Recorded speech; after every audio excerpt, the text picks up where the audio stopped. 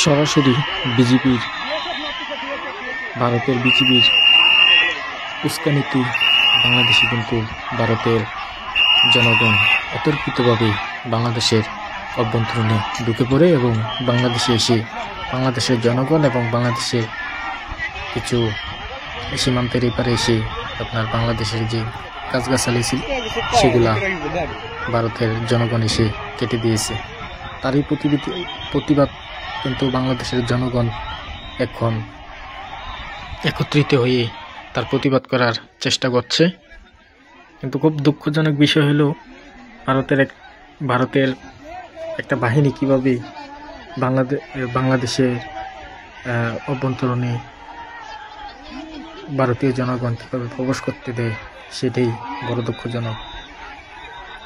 আমরা যেটা সরাসরি লক্ষ্য করছি, আপনারা যেটা দেখছেন যে প্রথম ভারতীয় নাগরিকগণ কিন্তু বাংলাদেশের সীমানার মধ্যে ঢুকে বাংলাদেশের স্থানীয় লোকজনের যে গাছগাছালি ছিল সেগুলা কেটে দিয়েছে এবং বাংলাদেশের যে জনগণ ছিল তাদের উপর অতর্কিতভাবে হামলা করেছে এবং কিছু লোক আহত হয়েছে।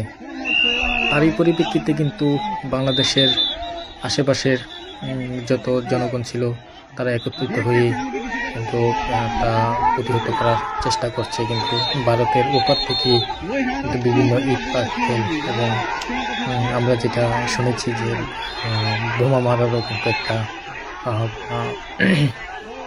প্রক্রিয়া প্রবণতা ছিল, যেটা স্থানীয় মানুষজন দাবি করেছেন। আমরা দেখেছি যে তারা প্রচুর পরিমাণে কিন্তু ইট পাটকেল বাংলাদেশের লোকজনের উপরে ছুটতেছে এবং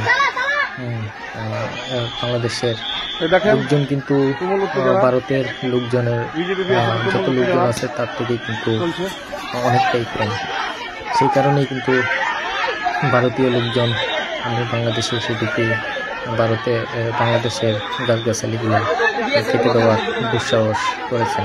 কিন্তু এখানে বড় বিষয় হচ্ছে একটা দেশে, স্বাধীন একটা দেশে কীভাবে পার্শ্ববর্তী একটা রাষ্ট্র এবং রাষ্ট্রীয় বাহিনীর মদত প্রস্তুতি কীভাবে বাংলাদেশে এসে ঢুকে বাংলাদেশের সীমান্ত ওপার হয়ে কীভাবে এসে অতর্কিতভাবে জড়ো হয়ে মানুষের উপর হামলা করে এবং মানুষের সম্পদ নষ্ট করে, সেটা আসলে বড়ই দুঃখজনক।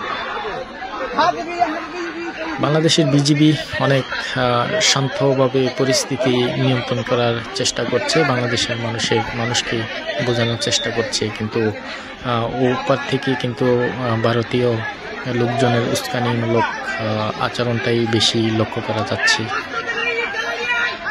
ওখানে যে বিএসএফ যারা আছেন ওনারা কিন্তু আপনার খুব জোরালো দিচ্ছে হামলার একটা প্রক্রিয়া। কারণ হচ্ছে আমরা সীমান্তের ওপাশে যেটা দেখতেছি যে প্রচুর পরিমাণ কিন্তু বিএসএফ বর্ডারে আপনার উপস্থিতি লক্ষ্য করা গেছে। কিন্তু এখন আমরা যা লক্ষ্য করতেছি, বাংলাদেশের ভিতরে কিন্তু ঢুকে ভারতীয় জনগণ এবং বিএসএফ কর্তৃক মদতপুষ্ট যারা আছেন তারা কিন্তু অতর্কিতভাবে বাংলাদেশের উপর হামলা করেছেন। বাংলাদেশের গাছগাছালিগুলা ভারতীয় লোকজন এসে কেটে দিয়েছে এবং বাংলাদেশের কিছু জনগণের উপর অতর্কিতভাবে হামলা করেছে। এখানে বেশ কয়েকজন আহত হয়েছে। ওপার থেকেই আপনার বিভিন্ন ধরনের ইট পাটকেল এবং ছুটছেন বাংলাদেশের থেকে। বাংলাদেশের মানুষ কিন্তু প্রতিহত করার চেষ্টা করছে, কিন্তু বাংলাদেশের মানুষ তো আর সেটাই বোঝে নাই যে অতর্কিতভাবে হামলা করবে। কিন্তু আসলে যেমনই হোক না কেন কিন্তু বাংলাদেশ চেষ্টা করবে